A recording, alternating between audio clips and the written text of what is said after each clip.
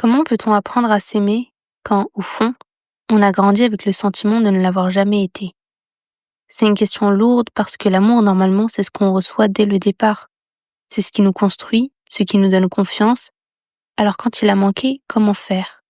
Beaucoup de personnes restent bloquées à ce niveau. Elles attendent encore que l'extérieur comble ce vide.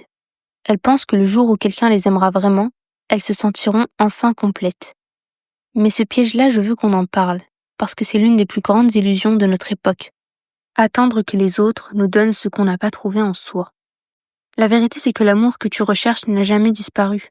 Il n'est pas enfermé dans le passé et il n'est pas détenu par les autres. Il est là, plus proche que tu ne le crois. La vraie question, ce n'est pas pourquoi personne ne m'a donné cet amour, mais plutôt, est-ce que je suis prêt à aller le chercher en moi? Et peut-être que ça paraît abstrait au début. On se dit, mais comment s'aimer soi-même quand on n'a jamais reçu ce modèle? Et justement, c'est ce qu'on va explorer ensemble. Pas avec des recettes toutes faites, pas avec de beaux mots qui rassurent, mais avec un cheminement qui peut réellement transformer la façon dont tu te regardes. Parce que s'aimer, ce n'est pas une émotion que l'on ressent. C'est une décision puis un travail. Si tu n'as jamais vraiment ressenti l'amour des autres, il est normal que tu en sois venu à croire qu'il te manquait quelque chose. Comme si ta valeur dépendait d'une approbation extérieure, c'est presque automatique. On attend que quelqu'un vienne nous dire qu'on est assez, qu'on mérite d'exister, qu'on est digne d'être aimé. Et ce schéma, on le retrouve partout. Regarde autour de toi. Combien de personnes passent leur vie à courir après le regard des autres, à chercher dans les likes sur les réseaux, dans l'attention d'un partenaire, dans la validation d'un patron, la preuve qu'elles existent. C'est comme si leur identité reposait entièrement sur le jugement extérieur. Mais voilà le problème. Quand ton amour de toi dépend de ce que les autres t'apportent, tu leur donnes un pouvoir immense. Tu leur donnes littéralement les clés de ton cœur et tu te condamnes à vivre une vie d'attente. Attendre que quelqu'un t'aime, attendre que quelqu'un te valide, attendre que le monde reconnaisse ce que toi, tu n'oses pas encore reconnaître. Et le pire, c'est que même quand cet amour extérieur arrive, il ne suffit jamais. Tu peux avoir des compliments, de l'attention, parfois même de l'admiration, mais si à l'intérieur de toi, tu n'as pas construit une base solide, alors tout ça glisse comme de l'eau sur une vitre. Car tu n'y crois pas vraiment. Tu doutes, tu soupçonnes, tu as peur que ça s'arrête. Parce qu'au fond, tu n'as pas encore appris à être ton propre point d'ancrage. Je vais te donner un exemple. Imagine une maison. Si ses fondations sont fragiles, peu importe la beauté de la décoration, peu importe la couleur des murs, peu importe le mobilier, la moindre tempête la fissure. Et c'est exactement la même chose avec nous. Si nos fondations intérieures ne reposent pas sur une vraie reconnaissance de qui nous sommes, alors les compliments, les preuves d'amour, les gestes d'affection, tout ça n'arrive jamais à remplir le vide. Et c'est là qu'on doit se poser une question honnête. Est-ce que je veux continuer à dépendre de l'extérieur pour exister? Est-ce que je vais encore attendre que les autres fassent à ma place le travail que je n'ai pas encore osé commencer? Parce qu'à un moment donné, il faut le dire clairement, personne ne viendra combler ce vide à ta place. Pas tes parents, pas ton partenaire, pas ton entourage, pas la société. Ça ne veut pas dire que l'amour des autres n'a pas de valeur. Au contraire, il est précieux. Mais il ne peut pas être le socle. Il ne peut pas être la base sur laquelle tu construis toute ton existence. Et je sais que ça peut sembler dur à entendre, parce qu'on a tous envie quelque part que quelqu'un vienne nous sauver. Mais regarde bien, combien de fois as-tu espéré ça sans jamais trouver de vrai repos? Peut-être que c'est justement le signe que ce n'est pas la bonne direction. Alors la question devient plus claire. Si ce n'est pas à l'extérieur que je vais trouver l'amour qui me manque, où est-ce que je vais le trouver? Alors si personne ne va venir nous sauver, si l'amour des autres ne peut pas remplir ce vide, ça veut dire que tout est perdu? Non, ça veut dire au contraire que le chemin commence vraiment ici. Parce que la seule personne qui peut décider de t'aimer profondément, c'est toi. Et je sais que dit comme ça paraît presque banal, parce qu'on entend souvent « il faut s'aimer soi-même », mais est-ce qu'on prend le temps de comprendre ce que ça veut véritablement dire? Ce n'est pas une petite phrase motivante, ce n'est pas une formule magique qu'on répète devant le miroir. S'aimer soi-même, c'est une construction, c'est un choix répété encore et encore, même quand on ne le ressent pas encore. Imagine un enfant qui apprend à marcher. Au début, il tombe 10 fois, 20 fois, mais chaque chute fait partie du processus. Personne ne s'attend à ce qu'il court dès le départ. Pourquoi? Parce qu'on sait qu'apprendre demande du temps, des erreurs et de la persévérance. Eh bien, apprendre à s'aimer, c'est exactement la même chose. Si tu n'as jamais eu ce modèle, si tu n'as jamais reçu cet amour, tu ne peux pas t'attendre à l'avoir naturellement, mais tu peux l'apprendre et tu peux t'entraîner. Et c'est là que la responsabilité entre en jeu. Parce que oui, ce n'est pas de ta faute si tu n'as pas reçu l'amour que tu méritais, mais c'est de ta responsabilité d'apprendre à le construire aujourd'hui. Car personne ne le fera à ta place. Et ça, ce n'est pas une punition, c'est une liberté. Ça veut dire que tu n'as pas besoin d'attendre, tu n'as pas besoin de supplier le monde de te reconnaître. Tu peux commencer dès maintenant à bâtir une autre relation avec toi-même. Mais alors concrètement, par où commencer? La première étape, c'est de s'arrêter un instant et de se poser cette question. Qu'est-ce que je me raconte sur moi-même depuis toutes ces années? Parce que souvent, le vrai obstacle, ce n'est pas l'absence d'amour des autres, c'est la voix intérieure qu'on a fini par adopter. Cette voix qui répète « tu n'es pas assez, tu ne vaux rien, tu n'y arriveras pas ». Et cette voix, parfois, ce n'est même pas la nôtre. C'est celle d'un parent qui critiquait, d'un professeur qui rabaissait, ou d'une société qui exige toujours plus. On a tellement intégré ces paroles qu'on les prend pour la vérité. Mais elles ne le sont pas. Elles ne sont que des échos du passé. Je vais te donner une image. Imagine que tu portes depuis des années un manteau très lourd, au point qu'il fait partie de toi. Tu as oublié que ce manteau n'est pas toi, qu'il a été posé sur tes épaules par d'autres. Mais le jour où tu prends conscience que ce manteau n'est pas toi, tu peux commencer à le poser, et soudain tu respires différemment. Tu n'as pas changé de nature, tu as simplement cessé de t'identifier à un poids qui n'a jamais été le tien. S'aimer, ça commence souvent là, dans cette prise de conscience, le fait de reconnaître que beaucoup de nos jugements intérieurs ne sont pas vraiment les nôtres. Et si ce n'est pas les nôtres, alors on peut les transformer. On peut choisir une autre narration. Et cette décision-là, elle n'appartient qu'à toi. Elle ne dépend pas de ton passé, elle ne dépend pas des autres, elle dépend uniquement du moment où tu te dis « j'ai porté ce poids assez longtemps et aujourd'hui je veux commencer à construire autre chose ». Tu sais, souvent on croit que s'aimer, c'est se répéter devant le miroir « je suis formidable, je suis magnifique, je suis génial ». Mais si à l'intérieur tu ne le crois pas, ça sonne creux et ça n'a aucun sens. C'est comme vouloir planter une graine sur du béton. Elle ne prendra pas racine. Alors s'aimer, ce n'est pas commencer par se convaincre de ce qu'on ne ressent pas. C'est d'abord apprendre à se regarder autrement. Et ça, c'est une habitude à réapprendre chaque jour. Parce que soyons honnêtes, combien de fois par jour tu te critiques? Combien de fois par jour tu te compares? Tu te dis que tu n'en fais pas assez, que tu aurais dû mieux faire, que les autres y arrivent mieux que toi. On est devenu expert dans l'art de s'attaquer à soi-même. Et parfois, on ne s'en rend même plus compte. Alors la première étape pour bâtir l'amour de soi, ce n'est pas de forcer une émotion artificielle, c'est de prendre conscience de ces dialogues intérieurs, de les observer, parce qu'à partir du moment où tu observes, tu crées une distance. Et dans cette distance, tu as le pouvoir de choisir une autre manière de te parler. Je vais te donner un exemple concret. Imagine que tu as un ami proche, quelqu'un que tu aimes véritablement. Est-ce que tu lui parlerais comme tu te parles à toi-même? Est-ce que tu lui répéterais chaque jour que tu es nul, tu n'y arriveras jamais, tu n'as pas de valeur? Bien sûr que non. Et pourtant on le fait à nous-mêmes chaque jour encore et encore, comme si c'était normal. Alors je vais te poser une simple question. Pourquoi considères-tu les autres plus dignes de compassion que toi? Et je sais que ce n'est pas facile parce que parfois la voix intérieure est tellement forte qu'on n'arrive pas à la contredire. Mais rappelle-toi, ce n'est pas parce que c'est bruyant que c'est vrai. Tu peux commencer petit. Commencer par noter dans une journée, ne serait-ce qu'une fois où tu t'es critiqué. Et demande-toi, est-ce que c'est vraiment juste? Est-ce que c'est vraiment moi qui pense ça? Rien que ce geste, c'est déjà une façon de t'aimer. Parce que tu cesses d'être ton propre bourreau. S'aimer, ce n'est pas s'adorer. Ce n'est pas se mettre sur un piédestal.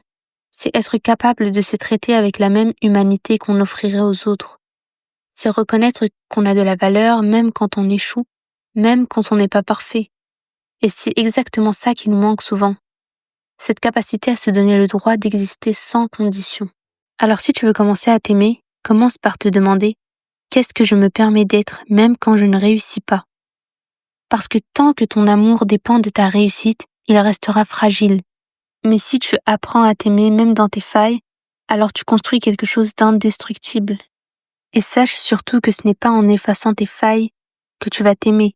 C'est en apprenant à les regarder autrement, en apprenant qu'elles font partie du chemin, parce que chaque cicatrice, chaque blessure, chaque faiblesse a aussi quelque chose à t'apprendre. Et si tu refuses de les voir, tu refuses aussi une partie de toi. Or, tu ne peux pas t'aimer en rejetant la moitié de ton être. Quand on parle d'amour de soi, il y a un obstacle qui revient sans cesse. Nos blessures. Les blessures de l'enfance, les blessures relationnelles, toutes ces expériences qui nous ont laissé une trace. Et souvent, on finit par croire que ces blessures définissent qui on est, comme si notre douleur était devenue notre identité. Mais laisse-moi te poser une question. Est-ce qu'une cicatrice définit la valeur d'une personne? Quand tu regardes une personne que tu aimes et que tu sais qu'elle a traversé des épreuves, est-ce que tu l'aimes moins à cause de ça? Non, au contraire, parfois même tu l'aimes davantage, parce que tu sais ce qu'elle a surmonté. Alors pourquoi serais-tu le seul à croire que tes propres blessures te diminuent? Le problème, c'est que quand on n'a pas reçu l'amour dont on avait besoin, on associe souvent notre douleur à un manque de valeur. Si on ne m'a pas aimé, c'est peut-être parce que je n'étais pas aimable. Ce mensonge, beaucoup le traînent toute leur vie. Et c'est lui qui empêche de se donner le droit de s'aimer. Alors remettons les choses au clair. Ce que tu as vécu, ce n'est pas une preuve de ton manque de valeur. C'est une preuve que tu as traversé quelque chose de difficile. Point. Ta valeur, elle, n'a jamais bougé. Elle ne dépend pas de ce qu'on t'a donné ou non. Elle est là, intacte. C'est juste que tu as appris à la recouvrir de doutes, de jugements et de blessures non guéries. Je vais te donner une image. Pense à un diamant. Même s'il tombe dans la boue, même s'il est recouvert de poussière, il reste un diamant. Sa nature ne change pas. Tu peux oublier qu'il est précieux en le voyant sale, mais sa valeur intrinsèque est la même. Alors toi c'est pareil, peu importe la boue de ton passé, de tes cicatrices, ta valeur ne disparaît pas. Elle peut être masquée, recouverte, mais elle ne peut pas être détruite. Et tu sais quoi, c'est justement tes blessures qui peuvent devenir tes plus grandes forces. Parce que quand tu apprends à les regarder avec compassion, au lieu de les fuir, elles deviennent des sources de compréhension, de profondeur et de connexion aux autres. Les personnes qui n'ont jamais souffert, si elles existent, comprennent rarement la souffrance des autres. Mais toi, tu peux transformer tes cicatrices en un langage universel. Carl Jung disait « Je ne suis pas ce qui m'est arrivé, je suis ce que je choisis de devenir ». Et cette phrase, elle change tout. Parce que oui, tu as peut-être manqué d'amour, oui, tu as peut-être vécu le rejet, l'abandon, la critique, mais tu n'es pas condamné à être réduit à ça. Tu peux choisir d'en faire un tremplin. Alors la prochaine fois que tu penses « je ne suis pas aimable à cause de mes blessures », rappelle-toi, tu n'es pas tes blessures. Tu es celui ou celle qui a le pouvoir de leur donner un sens. Et c'est là qu'il commence l'amour de soi. Quand tu refuses de te définir par ce que tu as subi et que tu choisis de te définir par ce que tu deviens. On pourrait croire que s'aimer, c'est effacer ses blessures, ne plus avoir de failles, devenir parfait. Mais non. S'aimer, ce n'est pas gommer ce qui fait mal. C'est apprendre à transformer ses blessures en une force. Regarde la nature. Un arbre qui a poussé dans des conditions difficiles, avec du vent, de la sécheresse, des tempêtes, il va développer des racines plus profondes. Il tient mieux debout que celui qui a poussé dans un jardin protégé à l'abri de tout. Alors toi, c'est pareil. Tes blessures, ce sont les tempêtes qui t'ont obligé à développer une profondeur que tu n'aurais peut-être jamais eue autrement. Mais pour que cette transformation se fasse, il y a une étape clé. Arrêter de se définir par la douleur. Tant que tu vois ta blessure comme une condamnation, alors tu l'as subie. Mais à partir du moment où tu la vois comme une expérience qui t'a forgé, alors elle devient une ressource. Je vais te donner un autre exemple. Peut-être que tu as grandi sans affection. Alors aujourd'hui, tu sais exactement ce que ça fait de manquer d'amour. Et parce que tu sais ce que ça fait, tu as la capacité de donner aux autres ce que toi tu n'as pas reçu. Tu deviens alors un canal d'amour, pas parce que tu as eu tout ce qu'il fallait, mais justement parce que tu as connu le manque. C'est paradoxal, mais c'est réel. Les personnes qui ont traversé l'obscurité sont souvent celles qui portent la lumière la plus forte. Et je veux que tu te rappelles d'une chose. Tes blessures ne t'ont pas brisé, elles t'ont façonné. Oui, elles t'ont peut-être laissé des cicatrices, mais chaque cicatrice peut devenir un rappel de ta force. Sache qu'en réalité, tes failles sont les endroits par lesquels ta lumière peut passer. Et si, au lieu de les cacher, tu apprenais à les regarder comme la preuve de ton courage et la preuve que tu as survécu. Alors oui, s'aimer, c'est accepter ses blessures, mais ce n'est pas tout. C'est aussi les transformer, Et ça ne se fait pas du jour au lendemain. C'est un travail patient, c'est une décision répétée. Chaque fois que tu vois ta cicatrice, tu peux choisir de la voir comme une preuve de faiblesse ou comme une preuve de survie. Et à force de répéter ce choix, quelque chose change. Ta douleur cesse d'être une prison et elle devient une énergie et une force. Et c'est ça la véritable transformation. C'est ça l'amour de soi. C'est refuser de se voir comme une victime de son histoire et commencer à se voir comme un créateur de sens. Maintenant que tu commences à voir tes blessures comme des forces, la question suivante est: comment entretenir cet amour de soi jour après jour? Parce que l'amour, ce n'est pas un feu qu'on allume une fois pour toutes. C'est un feu qu'on entretient, qu'on regarde grandir et qu'on protège. Et ça commence par des gestes simples mais puissants. Pas des grands discours ou des résolutions irréalistes, mais des petites actions qui te rappellent que tu as de la valeur, que tu mérites attention et respect. Par exemple, quand tu te parles dans ta tête, remarque le ton que tu utilises. Est-ce que tu serais capable de dire ça à un ami? Si la réponse est non, c'est le premier signe qu'il est temps de changer le dialogue. Chaque fois que tu t'aperçois que tu te critiques, essaye de reformuler en une phrase plus juste, plus humaine et plus compatissante. Ce n'est pas se mentir à soi-même, c'est réécrire le récit interne. Autre exemple, prends le temps de te donner ce que tu aurais aimé recevoir. Peut-être qu'enfant, tu n'avais jamais de compliments. Aujourd'hui, tu peux t'en faire à toi-même. Pas superficiellement, mais vraiment reconnaître tes efforts, ton courage et tes petites victoires de la journée. Tu verras qu'au début, ça peut sembler étrange, mais à force, tu commences à sentir ce changement intérieur et ton regard sur toi devient plus tendre. Un autre point essentiel, c'est la patience. S'aimer ne se fait pas en une semaine, c'est un apprentissage, parfois lent, parfois chaotique. Tu vas avoir des jours où tu retomberas dans des vieilles habitudes, où la voix critique reprendra le dessus. Et c'est normal, l'important c'est de revenir encore et encore à ce choix, qui est qu'aujourd'hui, tu décides de te traiter avec respect et compassion.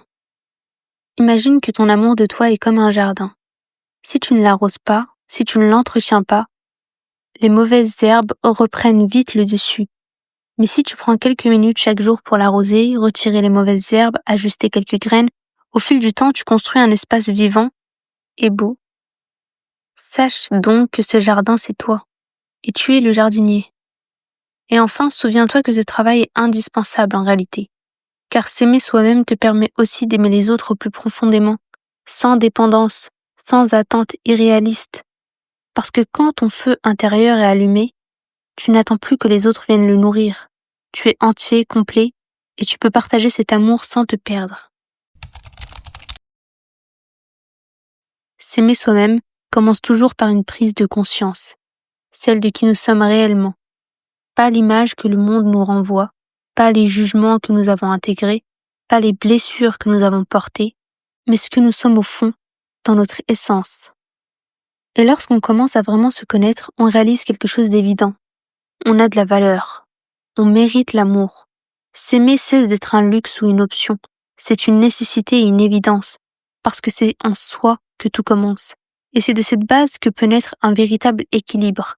Cet équilibre intérieur, il ne transforme pas seulement notre regard sur nous-mêmes, il transforme notre manière d'être avec les autres, notre manière de vivre dans le monde.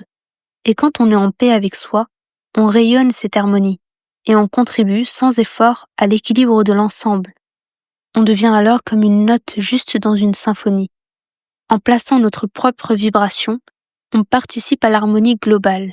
Alors rappelle-toi ceci, s'aimer n'est pas égoïste, c'est un acte fondamental qui aligne notre énergie et qui nous rend plus entiers, et qui permet à la vie autour de nous de mieux respirer. Chaque pas que tu fais vers toi-même n'est pas seulement pour toi, il est pour tout le monde, parce qu'en créant l'équilibre en toi, tu y ajoutes ta note, ta touche et ton éclat, et cette lumière, aussi discrète soit-elle, participe à l'harmonie universelle. Alors choisis aujourd'hui de te regarder, de te connaître et de t'aimer, parce que c'est le commencement de tout.